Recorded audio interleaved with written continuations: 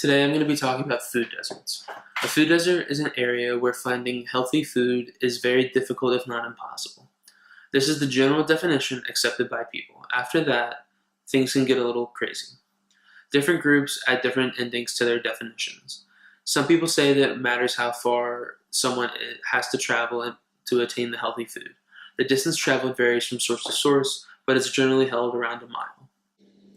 The major issues with food deserts are that because there is little to no healthy food available, people tend to choose the unhealthy options, which lead to higher rates of heart disease, obesity, and diabetes, some of the most devastating health issues in America.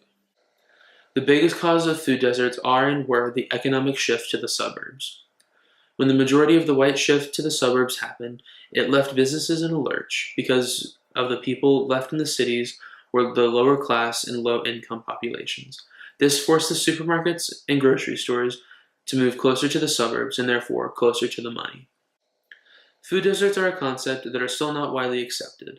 There is a constant debate on whether they exist or not. Because of this, it means there is not a ton of research or solutions presented so far. For a problem that was first introduced in 1990, there's not been enough done to solve the actual problem instead of putting a band-aid on it. In Minneapolis, the city passed an initiative that required all convenience and corner stores to carry fresh produce and fruit. This is a major leap forward that can be taken as an example for the rest of the country. Another example of a group is the American Community Garden Association.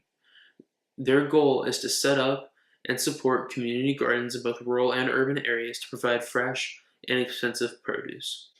A staggering 8% of African Americans live in a census tract with a supermarket, compared to 31% of whites. Low-income zip codes have 30% more convenience stores and corner markets than middle-income zip codes. Residents in rural counties live more than 10 miles from a supermarket on average. So far, there is very little that is being done to combat on a permanent scale the issues of food deserts.